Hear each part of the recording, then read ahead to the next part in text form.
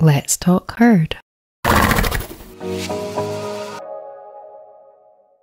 Yeah, I think there's also an element of that the structure in equestrianism is so strong, like it's so rigid. You know, I always think that the answer might be in the children. If there was some way of, influencing, or not so much influencing, but de-influencing the children when they because I think you get so caught up in that world. And, if you think about, I don't know what your experience was like, but when I went, I had a ride on a pony at a school at the fete, village fete it was, when I was 5 or something. So I was like, oh my God, I love horses. I want horses. And so we went to the riding school and, I started having lessons and you're straight away, you're put on a horse. You never question it.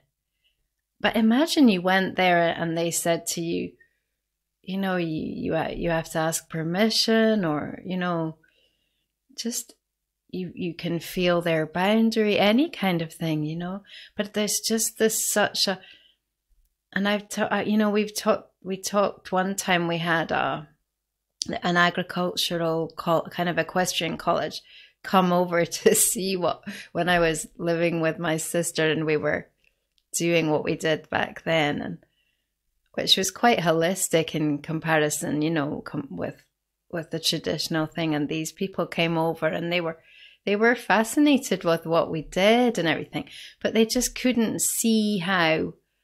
They were like, the demand isn't there. The parents want their children to compete and get medals. Yeah, but I think that's I really think that's an excuse. Because I think if you just said, right, from now on, we're changing it. This is what we do. We introduce people to horses. We listen, and, it's not just about getting straight on and riding. And I think that the demand would be there. I think it's just having the courage to offer something different and say, well, first you connect to yourself and we do this and you like this. I mean, I don't know, maybe that's just a fairy tale view of it. I don't know, because it's one of the reasons why I'm actually now super grateful that my connection with horses when I was young was just running in fields with them and riding bareback and going swimming in lakes with them. And I mean, we were wild children. I'm lucky my parents didn't know what I was doing most of those times, because they probably would have had a heart attack. But it was like a dream. I mean, most children, if given the opportunity to be out in nature and exploring the mysteries of nature and animals, I mean, I think most children would totally connect with that. And so, because that's how my connection with horses started, I think that what has helped me the most, because I wasn't ingrained in the system since the age of 5. Yeah, when you say that, I think so many people who I've talked to who have found this path, they've had similar experiences when they were young. And yeah, I remember when I got my own pony. At one point, we were on this amazing place, really, because it was kind of on the side of the Pentland Hills in Scotland, and there were huge areas that we could just ride, and we did ride with just head collars, and we would ride up to the road. There was a big road there, a big road that went down to England, and we would just ride with the ponies on head collars right up to it and across it, and we were, yeah, it's like you say, I think our parents would have been horrified if they knew wow. what we were doing. And there was a wild herd of Shetland ponies, and there was and it was just so, Oh, yeah. gosh. And maybe there is a thread, you know. Yeah, it's like a movie. Yeah. Maybe it really is important for maybe that just, you know, sows a seed, and you don't lose that. So maybe that, yeah, I don't know how we could bring that back for people, because when you're young like that, you do have a willingness just to, you know, take risks and just, you know, trust the horses. That's what I feel I need to really get back to be able to do this with my herd, is just that trust, you know, just not have to control them in any way, which is, you know, it's Right. It's a world away from the layers and layers. Well, and as children, you know, if given the right circumstances, they live from their heart, right? It's what brings them joy, what feels good. You know, it's all from the heart.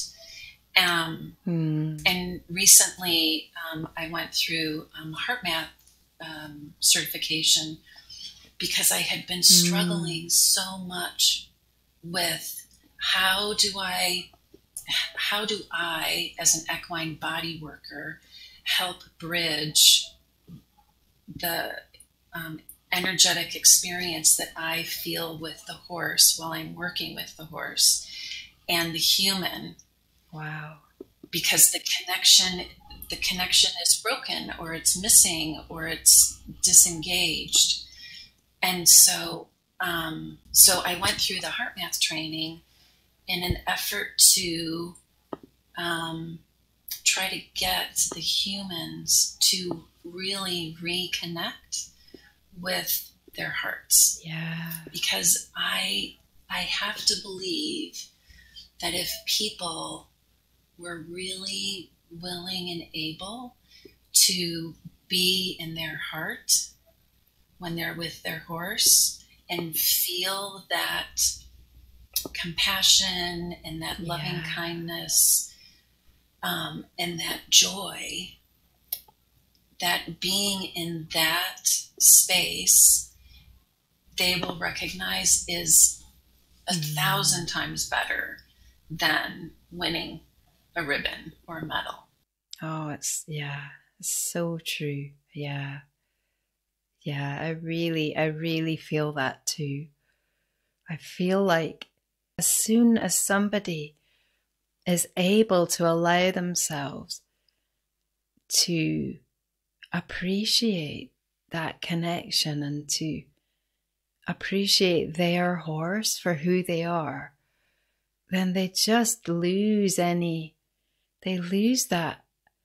willingness, or that I don't know what it is, that maybe it's ego drive to kind of suppress them or to not listen, because there's that fear, isn't there, that if you give your horse a choice, then they will say no.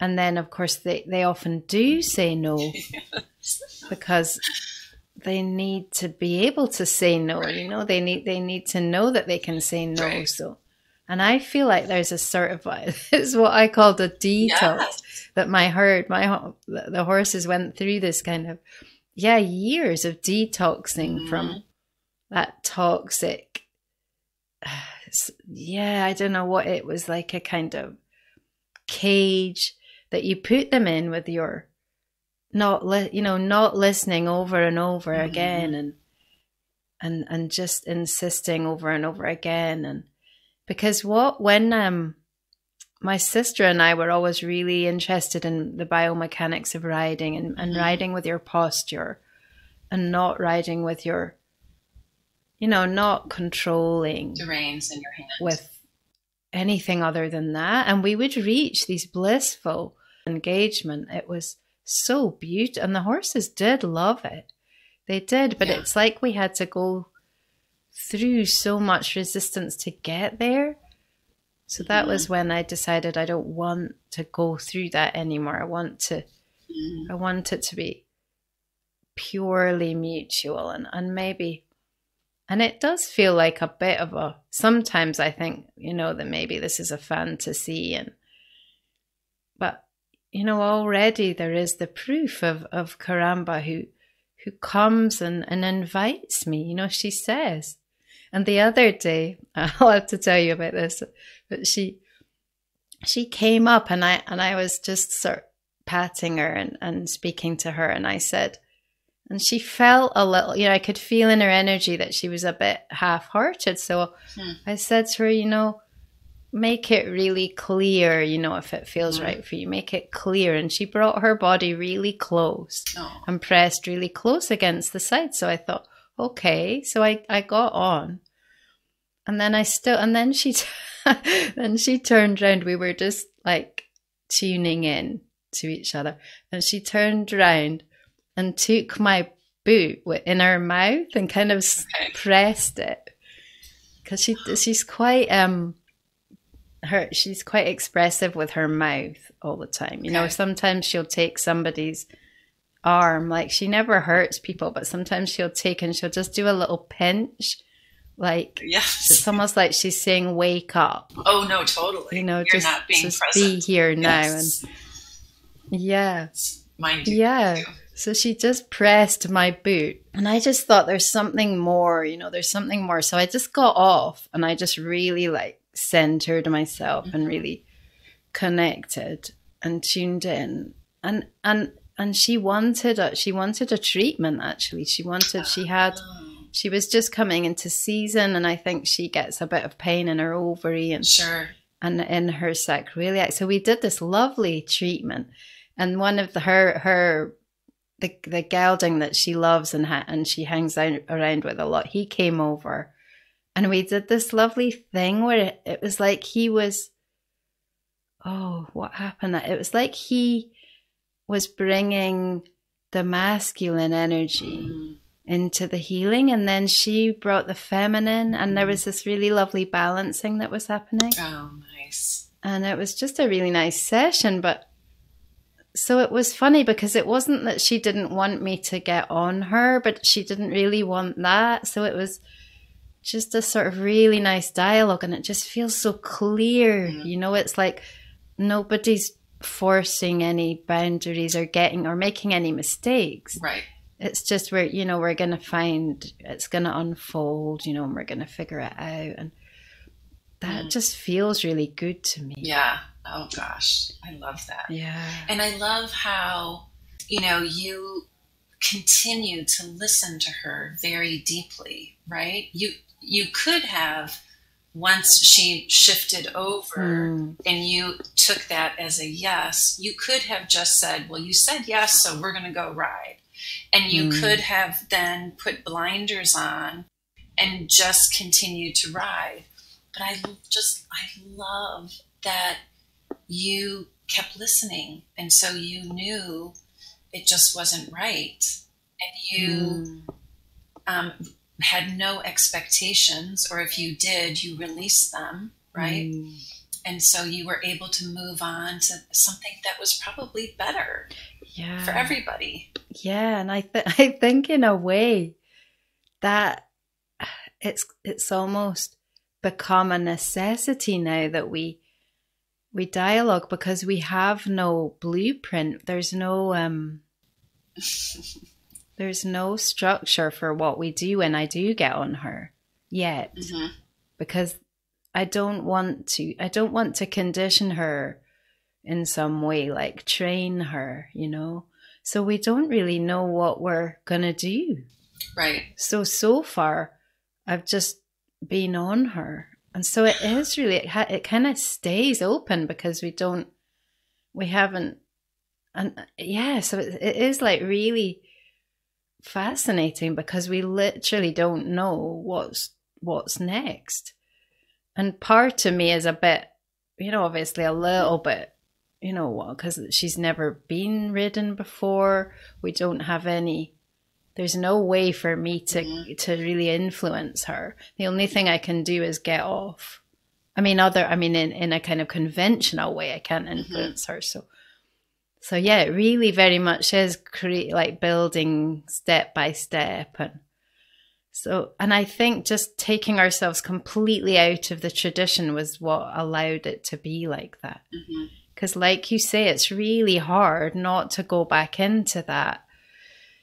It's so hard when you do it the traditional way, because so the horse said that we can do this, so now what do I do? And when staying connected and staying in that dialogue is quite challenging, definitely.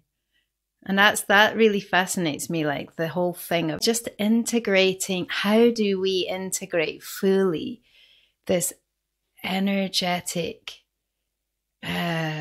awareness into our doing lives?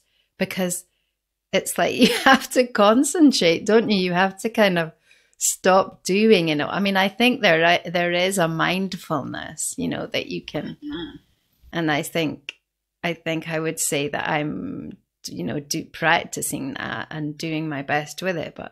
But yeah, how do you feel about that? Are you able to integrate that? So for me, it's a constant practice. I mean, I think that, we can approach life as a mindfulness meditation. And, absolutely. Yeah. And being with our horses, I mean, my horses do the same thing. If I, the other day I was, actually listening to a podcast when I was cleaning the barn, and they were outside.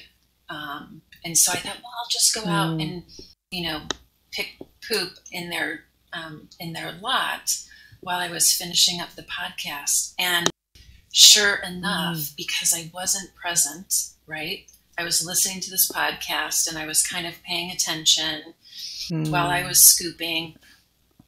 Romeo, the wood horse I was telling you about, he was just constantly picking and poking and, nudging me. And so then I kind of stepped back and I thought, oh, he is reminding me that I'm really not paying attention. So I quickly put my earbuds away and then was present with him. And he, of course, needed scratching or something. I can't remember. And then as soon as we had our little connection time, then he was fine and he walked away.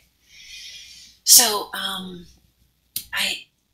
think it's always, I mean, being present and being mindful is a gift in any situation to ourselves and the people that we're with, beings that who we are with, whether they're dogs, cats, critters, birds, horses. Now, when I do my body work,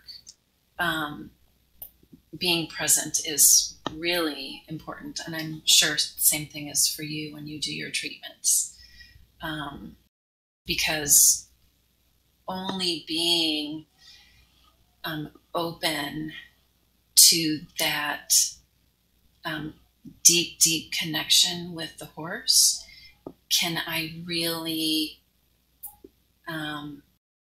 hear. And when I say hear, I'm not really just hearing with my ears. I'm listening with my hands and my energy and my body. But that's the only way I can hear. What does your body work involve? What do you do with a horse? Well, it started out with acupressure. That was my initial training. I have loved acupuncture. I get acupuncture myself and have for many years. So that Chinese medicine is really the foundation of what I do. Fortunately, because of the training that I've had, it's really rooted in energy. And so that energetic connection then has allowed me to kind of explore into myofascial release and some shiatsu, which is East Asian medicine. And then some Reiki, and then just my own interpretation of energy work over the years, I think. Yeah, I feel it does evolve, doesn't it? Like it. Mm-hmm. I think you develop your own unique sense for it. So I often feel with when people are working with animals, but especially horses, I often feel that there's not enough attention to the horse's opinion. Like when I used to do a lot of craniosacral therapy with horses and people, and I often used to, when I was working with them, they would be tied up or they would be held by someone, and over the years that I was doing that, I got more and more aware of like giving them more and more freedom. And so I always get a little bit not anxious, maybe just a little bit concerned when I see horses in cross ties. Oh gosh, totally. Like they're kind of having to receive. How do you feel about that? With what do you do in terms of that? Oh yeah. My favorite way is to allow the horse to be at liberty. If that means a stall or a small paddock. I've worked with horses in pretty large dry lots. And, there's a lot that I do that's hands-on, but there's also a lot that I can do, and I'm sure you do too, that's hands-off. Yeah. And so if a horse is really sensitive or reactive to people for whatever reason, there are times in the beginning where I'm in a space with the horse, and maybe it's large, but I don't have to put my hands on the horse right away. Usually, inevitably, it works out that I do after they know they can trust me. But I tend to get clients who have horses that have been to every other vet, chiropractor, everything, and there's still an issue. And so I encourage the horse. If, there are some horses where I might do a point and then they can only handle so much and then they need to move. And so I'll let the horse move. And then we'll do another point and then the horse moves. And then I might do some myofascial work somewhere else and then the horse needs to move. So I really, they have... that sounds really lovely.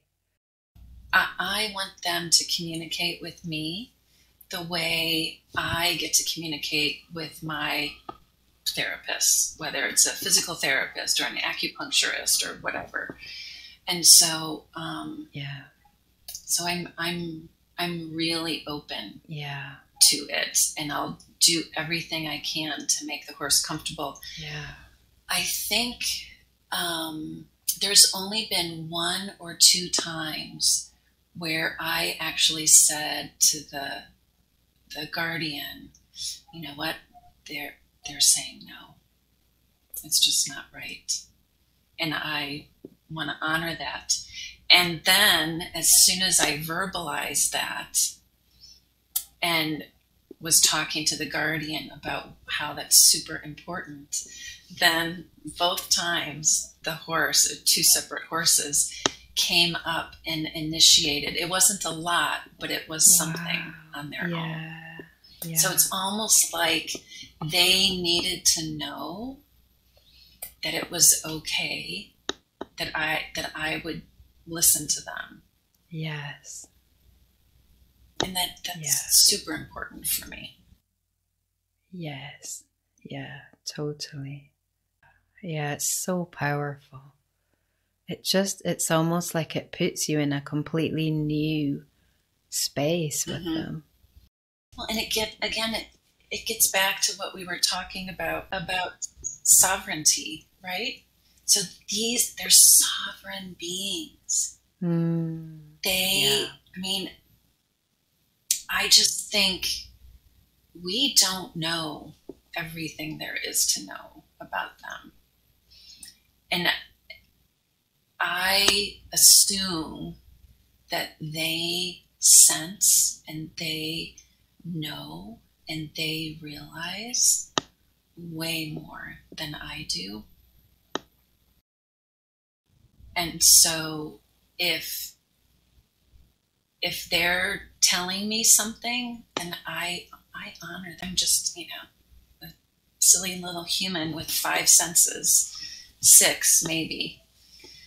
So I absolutely agree with that, because I've had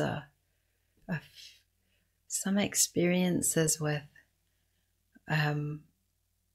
working with the herd and just interpreting their healing that they're offering to people that we invite in, not necessarily physically, but energetically. And I mean, just the fraction that I feel that I can be aware of is just so phenomenal. I'm like, oh my God, we have no idea what and the way that they use energy.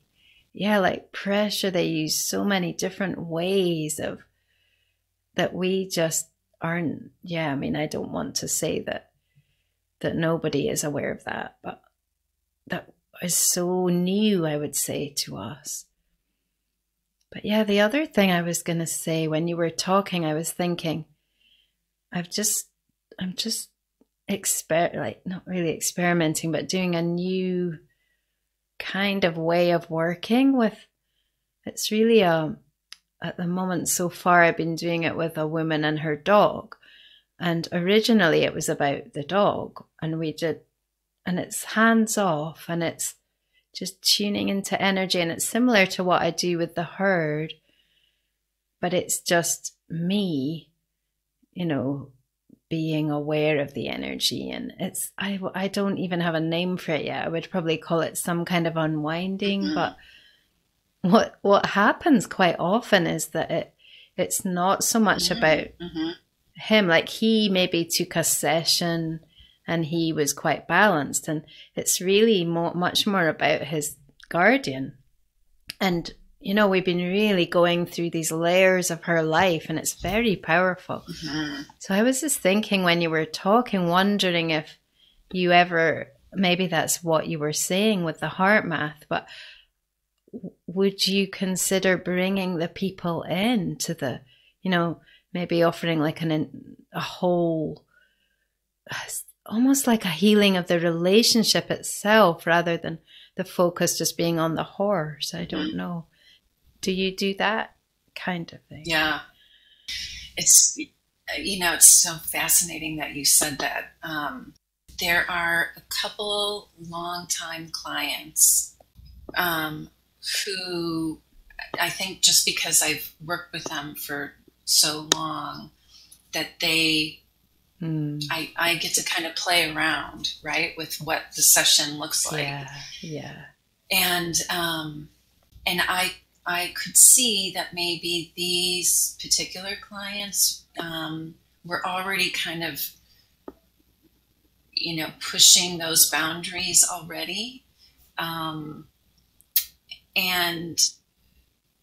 when, so there's this field that happens, right? When the intention takes place in a session. And so if it's me and the horse, and then if the guardian is also there, and I can get the guardian to be present and not checking her phone or chit-chatting or whatever.